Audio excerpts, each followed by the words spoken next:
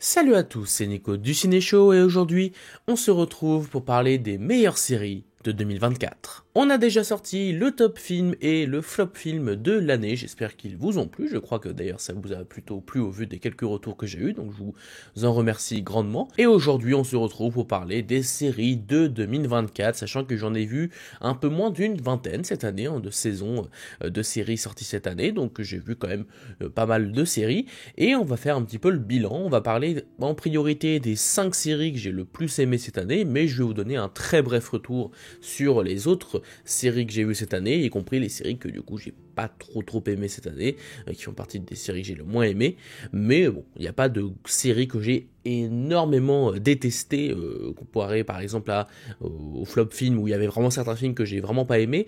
Là pour le coup, la pire série que j'ai vue cette année, c'est une série que j'ai trouvé juste bof, mais voilà, et bah pas non plus complètement énervé. Il faut dire que je sélectionne beaucoup plus le choix des séries que le choix des films, parce que forcément les séries ça prend du temps à regarder, donc je suis un petit peu plus, on va dire, strict sur mon choix de séries.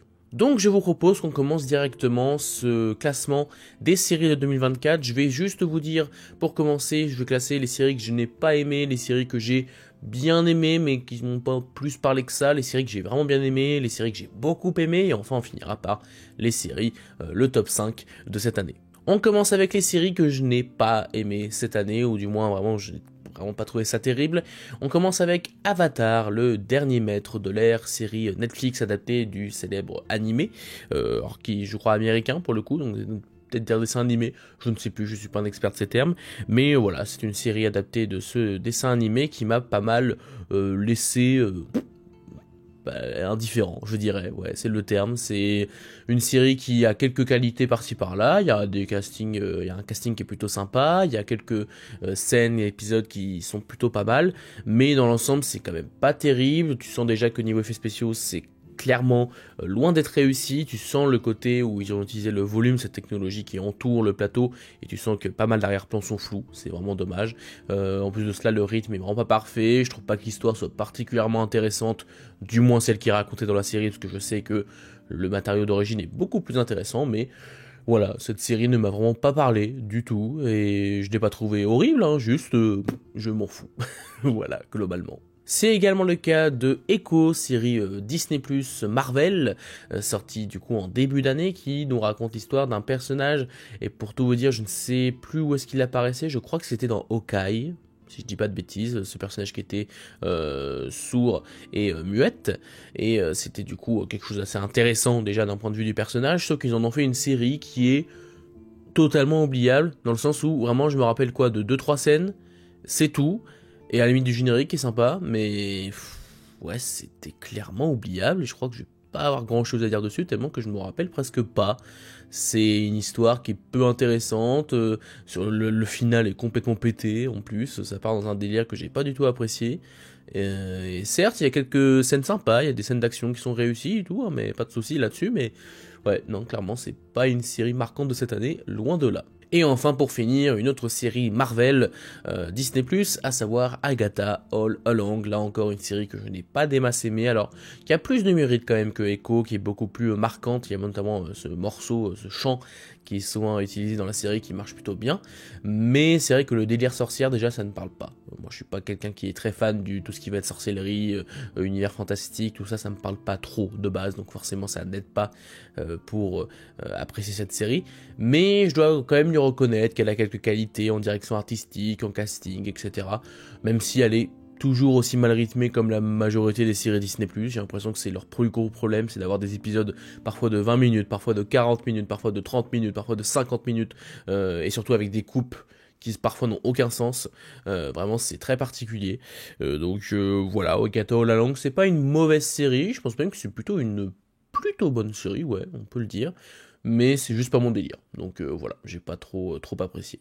Et maintenant, on passe aux séries que j'ai bien aimées, mais il manquait ce petit truc en plus pour faire en sorte que cette série soit vraiment bonne, ou en tout cas vraiment me reste en tête, parce qu'il y a des séries qui sont vraiment très bonnes dans cette catégorie, mais voilà, ils m'ont pas plus parlé que ça, je pense qu'il manquait un petit truc. On peut commencer avec Anthracite, une série policière française sortie sur Netflix, qui a pour qualité d'être extrêmement généreuse en termes de mise en scène, mais justement elle est trop généreuse, c'est-à-dire qu'elle varie tout le temps les plans de caméra, et ça va dans tous les sens, et certes au moins on peut dire que ça bouge, il y a du mouvement, etc. Sauf que souvent c'est vraiment, c'est trop quoi. Vraiment c'est trop, il y a tout le temps des plans au drone, des plans de machin, et ça forme un tout qui manque de cohérence, qui ne raconte pas toujours quelque chose. Certes les plans sont originaux, mais est-ce que ça ne raconte pas toujours quelque chose d'intéressant, voire ça raconte rien, donc c'est ça qui est dommage. Après l'intrigue en elle-même, elle n'est pas extraordinaire, mais elle se suit avec plaisir, il y a quand même des petites révélations sympas sur la fin. Le casting c'est mi-figue mi-raisin, il y en a qui jouent très bien, il y en a d'autres qui ont des personnages, je pense que c'est plus leurs personnages qui sont particuliers, je pense à l'héroïne, qui l'actrice joue bien en soi, mais c'est vrai que son personnage a eu un petit peu de mal à cerner sa personnalité, même jusqu'à la fin, mais voilà, ça restait plutôt pas mal fait, juste, ouais, il y a quand même pas mal de soucis de cohérence en termes de réalisation et de ton, je trouve, ça oscille entre le côté un peu horreur, le côté drame, le côté humoristique, un peu loufoque, bref, voilà, ça m'a pas plus parlé que ça, mais il y avait quand même quelques idées sympas. Tout comme The Acolyte sur Disney+, série Star Wars de 2024, qui là encore avait quelques idées sympas, quelques scènes qui ressortent, notamment un méchant dans cette série qui je trouve a vraiment la classe, franchement c'est un très bon méchant dans cette série, qui a le droit à un épisode notamment de combat qui est assez marquant, mais bah, là on retombe sur les travers de Disney+, c'est-à-dire des épisodes ultra mal rythmés, t'as des épisodes qui durent 20 minutes à peine, où il se passe rien, mais genre rien du tout, ça fait juste avancer les personnages d'un point A à un point B, sauf que ça avance pas du tout l'intrigue vraiment clairement, et t'as plein de soucis, notamment le double épisode flashback, on a un épisode flashback à l'épisode 3 puis à l'épisode 7 je crois, et c'est très mal foutu, vraiment je trouve que ça fonctionne pas, mais on note quand même un casting sympa, notamment Lee Jung-jae qui vient de Squid Game et qui est très bon je trouve dans ce rôle de Jedi, donc voilà, c'est une série avec laquelle je suis un peu mitigé dans le sens où il y a vraiment de très bonnes choses, mais il y a aussi des problèmes de rythme et de scénario aussi qui sont quand même assez importants. Donc voilà, ça reste une série pour laquelle j'ai un peu de sympathie, mais ça s'arrête là. On passe maintenant à Monarch, série Apple TV centrée sur le Monsterverse, Godzilla, King Kong, etc. Et c'est une série qui est plutôt pas mal faite, mais je pense que c'est la moins bonne série d'Apple TV, même si même leur moins bonne série est à mes yeux une plutôt bonne série, juste c'est la série qui m'a le moins intéressé. Je trouve que pas que l'intrigue soit particulièrement intéressante de bout en bout. Peut-être quelques petits problèmes de rythme là encore, la série n'est pas palpitante je dirais du début à la fin, mais c'est plutôt bien produit, c'est bien réalisé, il y a de bons effets spéciaux, le casting est plutôt bon, il y a quand même des choses intéressantes sur Monarch et sur toute cette organisation. Après honnêtement je vais pas me rappeler de grand chose à la fin de cette série, donc je dirais pas que c'est une série marquante, je dirais même que les séries dont j'ai parlé juste avant m'ont au moins un petit peu plus marqué que ce Monarch qui est qui est bien produit, mais ne m'a pas laissé grand chose, même si là encore ça reste une série d'Apple TV tout à fait correcte, mais on est clairement sur l'une des moins bonnes. Sur Prime Video, on a eu cette année aussi The Sympathizer, alors je dis Prime Video mais c'était sur HBO, mais c'était lorsqu'il y avait le Pass Warner, donc The Sympathizer qui est une série réalisée, et je crois écrite aussi d'ailleurs, par Park Chan-wook, qui est un réalisateur sud-coréen extrêmement célèbre. Là, il nous a fait une série qui est extrêmement bien réalisée, là-dessus il n'y a pas de souci, franchement la réalisation est top, vraiment ça se sent que c'est réfléchi, avec un casting aux petits oignons, vraiment il y a tous les éléments pour faire une série exceptionnelle, juste là je pense que c'est moi qui suis un petit peu, qui va dire qu'il n'a pas été réceptif au délire, c'est que là où la série a vraiment des idées de scénario superbes sur la double identité, parce que ça raconte l'histoire d'un espion du Vietnam qui arrive aux États-Unis, et du coup il y a une histoire de double jeu entre les États-Unis et le Vietnam, et donc c'est un truc assez intense on va dire à ce niveau-là, mais bah, c'est vrai que c'est pas tout du long je trouve très facile à comprendre, parce que ça va un petit peu dans tous les sens par moment, et c'est pas tout le temps je trouve fascinant. Autant il y a vraiment des passages qui sont très très bons, il y a notamment l'épisode 1 j'ai trouvé vraiment très bon, avec cette fuite notamment dans l'aéroport, ça marchait très bien, mais c'est vrai qu'il m'a pas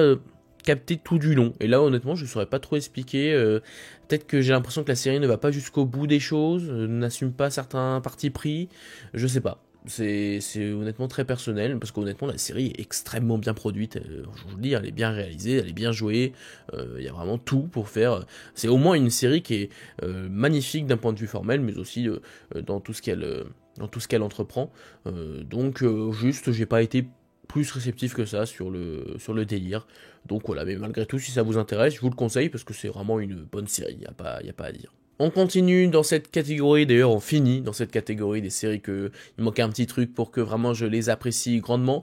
On a House of the Dragon saison 2, donc la deuxième saison de cette série spin-off de Game of Thrones.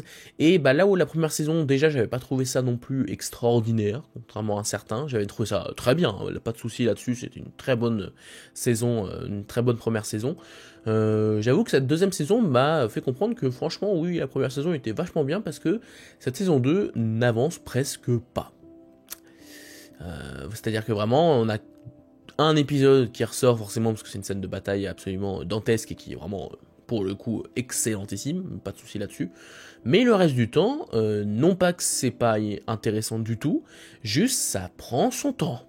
Ça prend beaucoup de temps à avancer son intrigue, et évidemment que je ne suis pas du genre à tout en dire oui le rythme il n'est pas bon parce que ça avance pas, etc. Ça peut être justifié, juste que je trouve que là, c'est pas forcément justifié dans le sens où t'as pas l'impression que les personnages ont beaucoup évolué entre le début de la série et la fin de la série, notamment beaucoup qui font du surplace, notamment la personnage principale du côté, alors j'ai plus du tout les noms, mais c'est ça le problème, c'est que j'ai plus du tout les noms, mais je crois que c'est l'ancêtre de Daenerys, attends, je vais vous le dire. C'est ça, c'est les Targaryens, voilà, parce que je suis vraiment très nul pour ce qui est de retenir les différents noms. Donc c'est évidemment Rhaenyra, qui est jouée par Millie Alcock, et qui justement pour le coup n'avance presque pas. Son intrigue, vraiment, elle évolue un tout petit peu au cours de la série, mais c'est assez particulier comme rythme.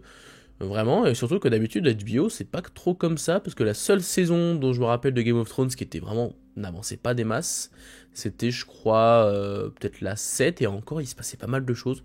Non, je sais pas, j'avoue que cette saison m'a un petit peu déçu, même si je suis pas un immense fan non plus de House of the Dragon saison 1, donc ça m'a pas non plus complètement déçu. Mais c'est vrai que pour moi on est encore loin d'un niveau Game of Thrones qui pour le coup avait vraiment des saisons où il se passait plein de choses tout le temps.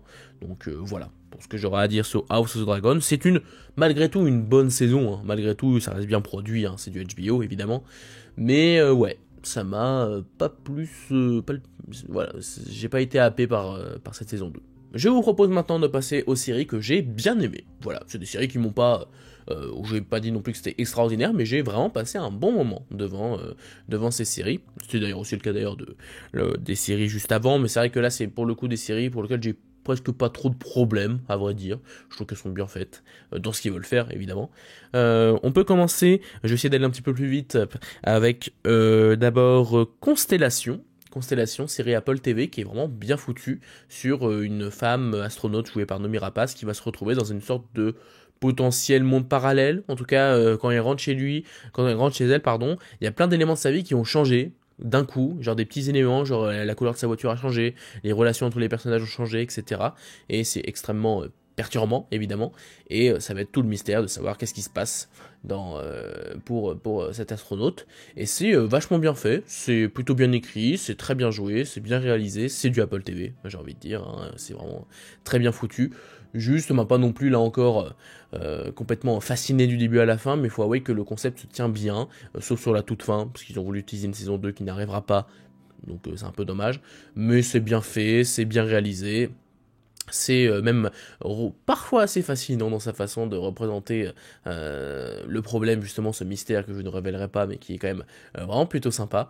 Donc vraiment je vous le conseille si vous l'avez pas vu, Constellation c'est vraiment bien. Ensuite on a Fiasco, série Netflix avec Pierre Ninet, réalisé par Igor Gottesman, qui nous raconte l'histoire d'un jeune réalisateur qui va vivre un tournage absolument chaotique, un fiasco, hein, d'où le titre. C'est une série humoristique que j'ai trouvé vraiment sympa, vraiment drôle pour le coup. Alors c'est un peu le truc de ce genre de série, c'est que vu qu'en plus la série joue beaucoup sur le malaise, hein, c'est volontaire, toutes les scènes, tous les épisodes ne se valent pas, t'as des scènes qui sont un petit peu plus, bon, on rigole pas trop, on va dire, ça dépend en fait, ça dépend des passages, mais je dirais quand même qu'une 3/4 des passages m'ont bien fait rire, il y a vraiment de très bonnes idées, et notamment dans l'écriture du scénario qui parfois nous laisse quelques surprises vraiment très surprenantes, c'est vraiment très cool, on se marre bien, c'est plutôt bien réalisé pour ce genre de série, c'est bien joué aussi, donc ça va pas plaire à tout le monde, hein, Fiasco, clairement, il y a des gens qui vont pas rentrer dans le délire, je comprendrais complètement, mais bah, j'ai passé un vrai bon moment devant, j'ai bien rigolé, donc ça fait partie des séries que j'ai bien appréciées cette année. La série Disney Plus de l'année, c'était clairement Shogun, série qui se situe dans le Japon féodal, pardon, où on suivait je crois que c'était un Britannique, si je dis pas de bêtises, ou alors c'est un Américain, je crois que c'est un Britannique, qui arrivait en terre japonaise, et on suivait du coup les différents jeux de pouvoir entre les différentes dynasties, pour qui va devenir le Shogun, l'empereur, avec un casting japonais aux petits oignons, avec un Hiroyuki Sanada notamment, qui est un monstre de charisme, j'ai envie de dire. Et bah c'est une très très bonne série, il y a pas à dire, hein. C'est franchement bien tenu du début à la fin. En termes de décor, c'est exceptionnel, les costumes pareil, ça envoie clairement. On a un générique qui est vraiment pas mal, une belle musique, beau casting, vraiment. C'est une excellente série, je pense même qu'on peut le dire. Là encore, c'est juste que ça m'a pas plus parlé que ça, genre j'ai vraiment passé un très très bon moment devant. Ça, j'étais pas comme certains à dire que c'était limite le nouveau Game of Thrones. Bon, j'irai pas jusque-là, c'était très bien, hein, pas de souci là-dessus, hein, mais ça m'a pas non plus complètement soufflé, à titre personnel. Mais ça reste une excellente série, plutôt originale en plus, donc je vous la conseille si jamais ça vous intéresse. On retourne chez Netflix avec Squid Game saison 2, évidemment la suite de la première saison que j'avais beaucoup aimé à titre personnel. J'ai bien aimé le concept, j'ai bien aimé le casting, la réalisation, les bonnes idées de scénario aussi, parfois peut-être un petit peu too much par moment, mais clairement c'était plutôt bien fait. Et cette saison 2, bah écoutez, j'ai beaucoup aimé également. C'est un peu en dessous de la première, déjà t'as l'effet de surprise en moins évidemment, mais je dirais qu'il y a aussi ils ont réussi à quand même bien renouveler le truc, mais tu sens que c'est quand même pas pareil que la toute première saison où tu découvrais le concept. Mais je trouve quand même qu'elle ne les mérite pas. L'arc du personnage principal qui est joué par Lee Jung-jae, je crois que c'est Ji-hoon qui s'appelle dans la série. C'est un arc que je trouve vraiment bien. Tu sens vraiment qu'il a évolué complètement au début de la saison 2. C'est plus du tout le même personnage et c'est extrêmement, je trouve, jouissif à voir, de voir à quel point c'est devenu une personnalité une personne qui va se battre, qui essaye vraiment de tout faire pour arrêter ce jeu. Et ça marche vraiment très très bien. L'acteur est extrêmement charismatique, hein, il faut le dire, tout comme le reste du casting. Ça fonctionne vraiment très très bien. Les nouveaux personnages sont sympas, ça révolutionne pas l'écriture de personnages, mais ça fait plutôt bien le café. Les nouveaux jeux également sont plutôt efficaces, ça renouvelle plutôt bien le concept sur la fin. Maintenant, il faut attendre de voir la saison 3 qui, elle, parce qu'en fait c'est une saison 2 qui est coupée en deux au final, hein, on va pas se mentir. Mais bah du coup j'ai très hâte de voir la saison 3, parce que moi je trouve que jusque là ça se tient bien. Certes c'est pas extraordinaire, mais c'est vraiment divertissant. On retourne du côté de chez Prime Video, cette fois-ci avec Fallout, adaptation de la célèbre saga de jeux vidéo post-apocalyptique. J'ai pas trop joué d'ailleurs à ces jeux-là, j'ai joué vite fait je crois au 4, mais ça m'avait pas trop parlé. Mais donc cette série j'ai vraiment beaucoup aimé également, notamment avec le casting qui est excellent avec Walton Goggins, je crois que c'est Walton, attendez, je vais vérifier. C'est ça, c'est Walton Goggins qui joue le rôle de la Ghoul, et on a aussi Ella Purnell, c'est ça, qui joue Lucy. Vraiment je trouve un très bon duo d'acteurs et actrices qui portent clairement la série sur leurs épaules, notamment la direction artistique est magnifique, les décors, les costumes, c'est vraiment superbe, et l'histoire est assez captivante je trouve, du début à la fin, on s'ennuie presque pas.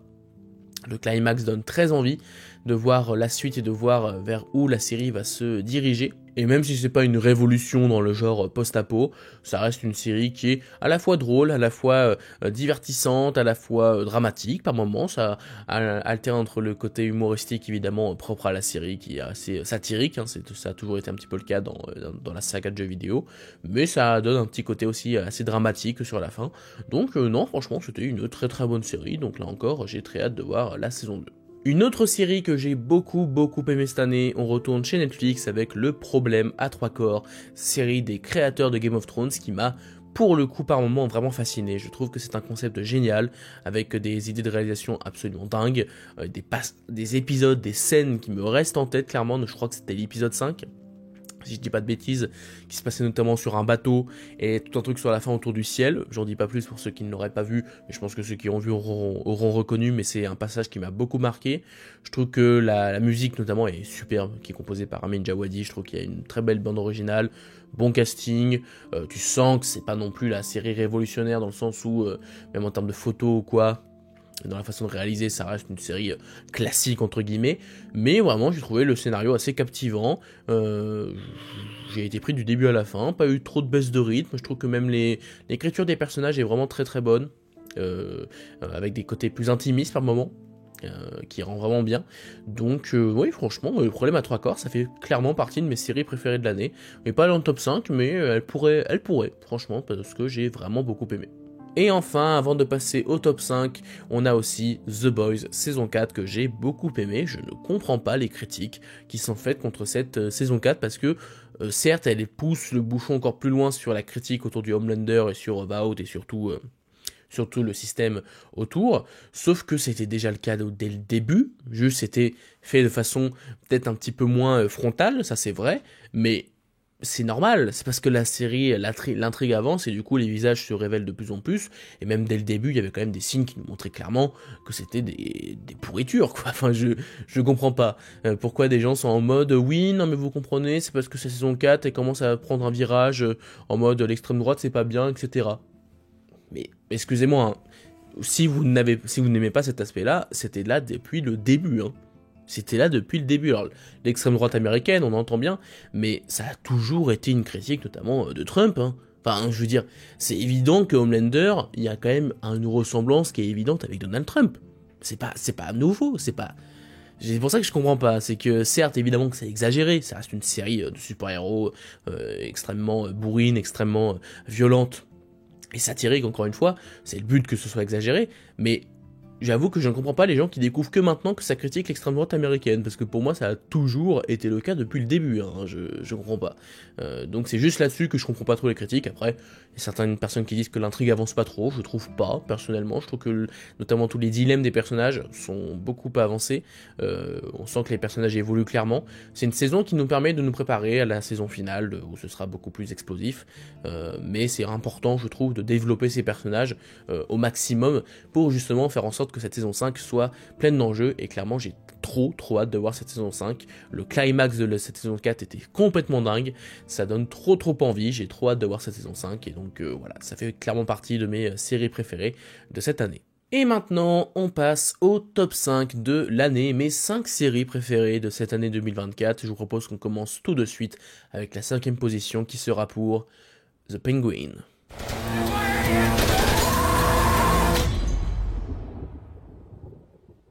Can you imagine to be remembered like that? The Penguin, je sais pas si on le dit comme ça se trouve je dis n'importe quoi, mais je crois qu'on dit comme ça. C'est une série dérivée de The Batman, évidemment, réalisé par Matt Reeves, et donc ici on retrouve le personnage emblématique du pingouin, célèbre méchant de Batman, qui est ici, tout comme dans le film, joué par Colin Farrell, qui est absolument extraordinaire. D'ailleurs, il est aussi dans une autre série, dont on parlera après, mais j'en dis pas plus. Mais vraiment impérial dans son rôle, vraiment tu le reconnais presque pas dans sa voix notamment, c'est impressionnant, vraiment c'est complètement dingue. Donc rien que pour ça la série est extraordinaire, extraordinaire juste pour son acting, que ce soit Colin Farrell mais aussi tout le reste du casting, c'est un 10 sur 10, vraiment le casting est impérial. En plus de cela, c'est vraiment bien réalisé, il y a plein de gens qui m'ont dit que c'était très inspiré des Sopranos dans son scénario, parce qu'on a sur une histoire de mafia, où les gens vont essayer un peu de gravir les échelons, notamment le pingouin. Il va avoir une sorte de padawan, on va dire, un petit jeune qui va le prendre sous son aile. Ça marche plutôt bien d'ailleurs, cette dynamique de personnage. Moi j'ai pas vu le Soprano d'ailleurs, c'est une série que j'ai très envie de voir un jour, donc je pense que je la regarderai.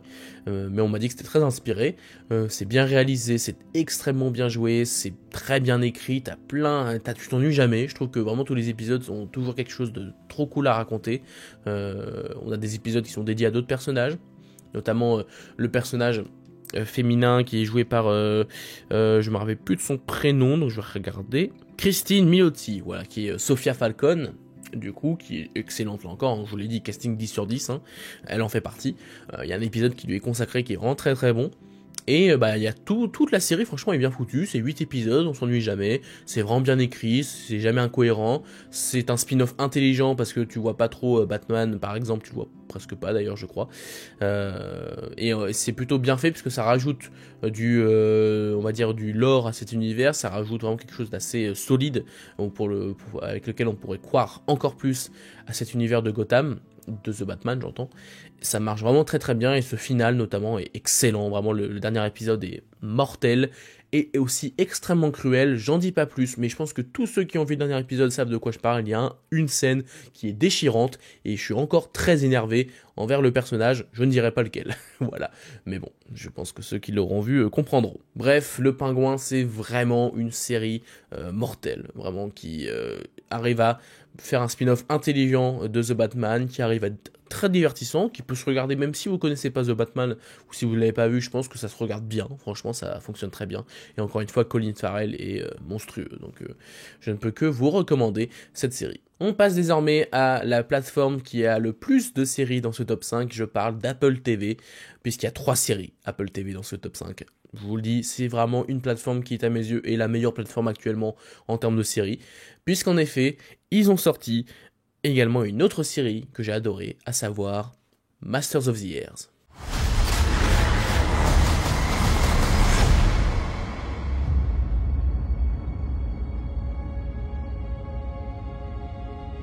Masters of the Air, c'est une série produite par Steven Spielberg et Tom Hanks, qui sont les producteurs de deux autres séries autour de la Seconde Guerre mondiale, que sont Band of Brothers, chef-d'œuvre absolu de la série. Si vous ne l'avez pas vu, c'est à voir absolument, c'est parfait, c'est parfait.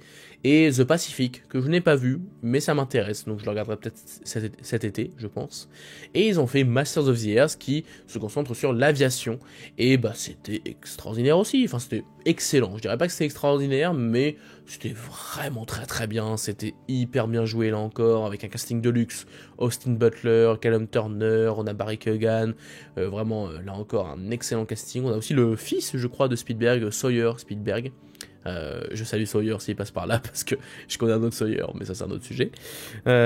Donc une série très bien faite, plutôt bien rythmée, même peut-être un ou deux épisodes un petit peu moins captivants, mais ça reste bien foutu. En termes d'effets spéciaux, franchement c'est impressionnant parce que certes tu sens le côté un peu numérique lorsqu'ils sont dans les airs, mais en même temps c'est une série télé et vu le nombre de scènes qui se passent dans les airs de bataille, c'est absolument dingue que déjà c'est cette gueule. Enfin certes la série a coûté très cher, mais quand même je veux dire c'est assez impressionnant. La série est extrêmement généreuse à ce niveau-là en termes de costumes, d'effets spéciaux, de décors, de scènes d'action dans les airs, c'est vraiment superbe.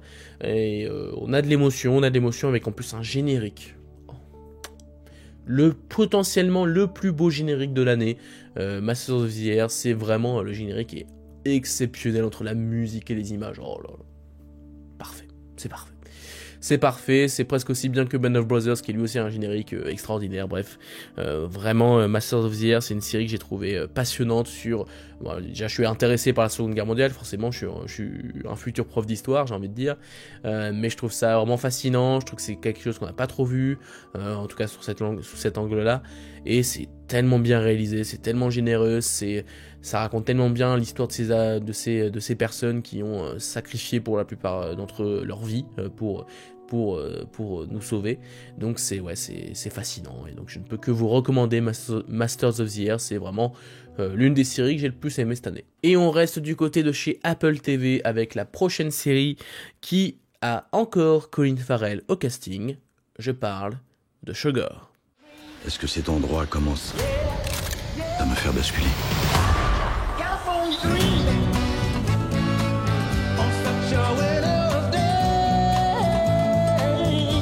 Sugar, c'est une série, donc Apple TV, avec Colin Farrell en tête d'affiche, qui nous raconte l'histoire d'un détective, qui va essayer de retrouver la trace d'une jeune fille, je crois que c'est la fille d'un acteur ou d'un producteur, je sais plus exactement, ça se passe à Hollywood, et il va essayer de retrouver sa trace. C'est donc une série un peu détective, film noir, et qui l'affiche clairement, puisqu'en effet il y a beaucoup de références à des films noirs. Alors je m'y connais pas trop dans ce genre, hein, clairement je vais être honnête, mais mais on a quand même pas mal de références, notamment dans la façon de mettre en scène tout simplement l'intrigue, avec une voix off notamment, une voix off assez pesante, assez monotone, mais de la bonne façon, hein, évidemment, je dis pas ça de façon négative, au contraire c'est positif, ça rend bien, vraiment, ça rend bien cette petite voix off. Et on a donc Colin Farrell dans un rôle complètement différent de The Penguin, puisque là il joue un rôle d'un gars qui clairement se démarque, la série se démarque par son personnage principal et par sa gentillesse. Ce qui caractérise le personnage de Sugar, c'est que c'est un gars qui est ultra bienveillant, qui est profondément gentil, qui a vraiment envie d'aider les autres, et c'est tellement rare de voir dans une série une personne qui est vraiment aussi aimante, aussi bienveillante. Vraiment, c'est extrêmement rare, même dans les séries avec des personnages gentils. Ils ont toujours des petites failles, des petites faiblesses, etc. Ce personnage-là, du début à la fin, c'est un amour. Vraiment. C'est quelqu'un d'une gentillesse absolument dingue, et c'est d'autant plus intéressant lorsque tu connais le twist, parce qu'en fait, la série a un twist vers la fin, un petit peu avant la fin, qui a beaucoup déplu à certaines personnes. Personnellement, j'ai trouvé ça plutôt malin parce que ça change pas trop l'ambiance de la série, mais ça explique pas mal d'éléments tout en donnant une petite touche d'originalité vraiment sympa. Mais ça change en rien l'ambiance de la série. Ça m'aurait dérangé par exemple, mais on reste toujours dans ce délire de film noir, de détective, etc. avec une petite enquête. Ça change pas, ça clairement ça ne change pas. Mais ça ajoute un petit truc en plus, avec en plus un petit générique, avec du petit saxo là.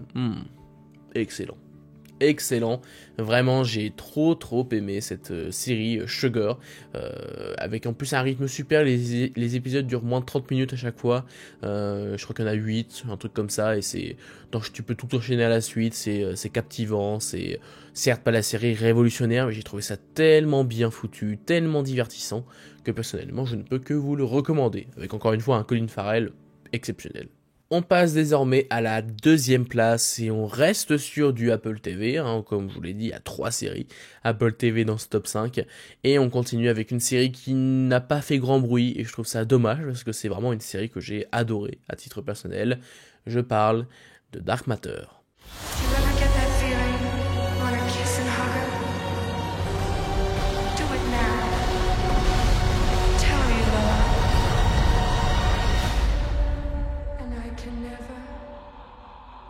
Dark Matter, c'est une série avec Joel Edgerton et Jennifer Connelly. Déjà, on a plutôt un casting plutôt sympa sur le papier, et qui est une pure histoire de science-fiction, puisqu'en fait, notre personnage principal va se retrouver dans des mondes parallèles à cause d'une série d'événements que je ne vais pas décrire pour pas trop vous spoiler, mais il va essayer de passer à travers les mondes parallèles pour essayer de retrouver son chemin. C'est toute l'intrigue de la série. Et c'est vraiment trop bien. Mais moi, j'ai trop aimé, et je sais que on n'est pas beaucoup à l'avoir autant aimé cette série, mais vraiment j'ai trouvé ça fascinant. Alors, déjà en termes de réalisation et d'ambiance, de décor, d'effets spéciaux, je trouve que c'est extrêmement bien foutu. Encore une fois, c'est du Apple TV, hein, donc c'est rare qu'ils déçoivent sur ce point-là. Vraiment, la réalisation est superbe. On a une bande originale, là encore un petit générique qui est exceptionnel, je trouve, avec cette petite musique extrêmement perturbante. Ça marche super bien. Donc l'ambiance sonore de la série est superbe, les personnages sont vraiment cool, bien développés, t'as pas mal de scènes et d'univers différents, d'épisodes différents, ce qui fait que tu t'ennuies pas trop, ça se renouvelle bien. Il y a peut-être 2-3 petits problèmes de rythme par-ci par-là, mais honnêtement, moi je les ai pas ressentis, hein. Vraiment, j'ai trouvé... Moi, je checkais ça chaque semaine en me disant « Oh trop bien, il y a le nouvel épisode qui est sorti », et je le mangeais comme ça. Vraiment, j'étais fasciné par cette série, par cette histoire. D'ailleurs, il y a une critique sur la chaîne si ça vous intéresse. Vraiment, c'est une série qui m'a beaucoup plu, que j'ai trouvé fascinante, extrêmement divertissante.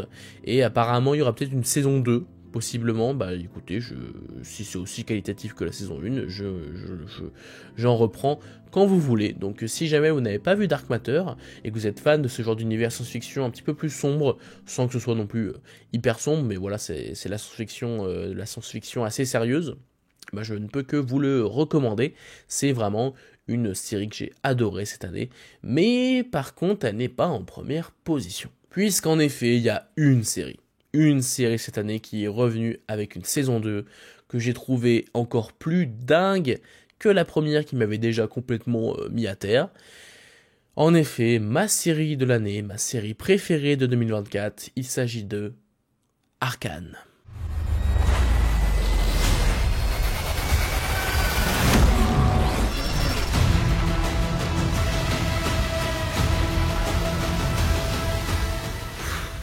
mais que dire sur Arcane saison 2. C'est pour moi l'une des meilleures séries, c'est dans le top 3 des séries que j'ai vues de toute ma vie. Et encore, top 3, il est possible que ce soit plus haut. Je trouve cette série fascinante du début à la fin. Alors que pourtant, je n'y connais rien à League of Legends, parce que la série est adaptée du jeu vidéo League of Legends, ça développe un peu l'univers justement du jeu, une partie de l'univers, hein, j'entends. Et même si je m'en fous à la base de League of Legends, je vous jure que cette série, je la trouve presque parfaite. Vraiment, je vois la saison 1 et la saison 2, à la limite, le seul truc qui est un peu dommage, c'est que la fin est un poil rapide. Un poil. Je trouve pas qu'elle soit bâclée, comme certains l'ont dit, je trouve que clairement c'est abusé de dire ça. Par contre, il est vrai que ça aurait mérité un petit épisode supplémentaire, ou je sais pas, un épisode encore plus long final, même s'il dure 40 minutes, ce qui est... non, 50 minutes, il dure 10 minutes de plus que les autres. Mais c'est vrai que ça aurait mérité un épisode supplémentaire, je pense que ça aurait pas fait de mal, parce qu'il y a tellement d'intrigues à conclure que c'est vrai que ça va un poil trop vite à la fin. Sinon, je n'ai rien à dire. C'est le seul défaut pour moi de la série. C'est vraiment le seul où vraiment, oui, c'est un peu dérangeant, mais sinon, en termes de réalisation et d'animation, déjà, c'est exceptionnel. C'est exceptionnel. Déjà, la saison 1 était magnifique. Vraiment, la saison 1 était absolument dingue d'un point de vue visuel. La saison 2 l'est encore plus, parce qu'il tente encore plus de choses en termes de mise en scène. Ça varie les styles d'animation durant les débuts d'épisodes notamment. Ça donne un petit côté un peu clipesque, il est vrai. Ce qui m'a pas dérangé personnellement, mais c'est vrai que on pourrait lui reprocher ça. Mais moi j'ai trouvé ça vraiment top. De manière générale, le travail sur la peau, sur les textures, sur les décors, sur les choix de couleurs, etc. c'est vraiment mortel. Ça rend super bien. Donc rien que sur le point visuel, animation, même photo si on peut dire ça comme ça, dans le sens où vraiment t'as des plans qui sont tellement beaux en termes de composition, en termes de ce que ça veut dire aussi sur les personnages, sur ce qu'ils pensent, etc. C'est tellement bien foutu en termes de réalisation, en termes de symbolisme, etc. C'est une merveille pour les yeux, c'est une merveille auditive aussi, hein, parce que la bande originale est... Déjà la saison 1, la bande originale était superbe, mais alors la saison 2, on a du 21 Pilots, on a du Stromae, on a du Pomme, on a quoi d'autre, on a d'autres musiques, alors j'ai plus le nom des artistes, ça bloque, on a Imagine Dragons en générique, mais on a plein de musiques que j'ai trouvé dingue, vraiment ça rend super bien, et de manière générale, la bande originale de la série est vraiment belle, on a un très bon travail sur le son, sur le doublage aussi, le doublage français est superbe, vraiment il n'y a aucune fausse note, le doublage est presque parfait, je pense qu'on peut le dire d'ailleurs qu'il est parfait, honnêtement, il n'y a pas de souci là-dessus. Et le scénario, pourtant c'est ça qui est fou avec cette série, c'est que de loin c'est le genre de série qui pourrait ne pas me plaire, parce que c'est extrêmement coloré, c'est vraiment une direction artistique qui est extrêmement loufoque entre guillemets, hein, je mets des guillemets parce que ça reste un univers réaliste, mais la direction artistique a beaucoup de couleurs et extrêmement explosive, et de loin c'est pas le genre de truc qui me parle, mais je trouve que ça rend tellement bien, c'est tellement cohérent dans le scénario, dans l'écriture des personnages, vraiment tout est tellement bien ficelé que tu ne peux que être fasciné par ce que tu vois. Et c'est vraiment le cas devant cette saison 2, parce que même la saison 1 j'en avais fait une critique, mais cette saison 2 m'a encore plus mis sur le cul, parce que certes elle a quelques problèmes de scénario, peut-être un peu rapide sur la fin, mais elle m'a encore plus fasciné par la saison 1, parce qu'elle prend encore plus de risques, elle est encore plus entreprenante, encore plus ambitieuse dans ses choix de scénario, dans ses choix de direction artistique aussi. Vraiment, il y a des moments, vraiment, à partir de l'épisode 5, je crois, pour moi, c'est que du 10 sur 10. C'est vraiment que des scènes, des épisodes que je trouve extraordinaires et proches de la perfection.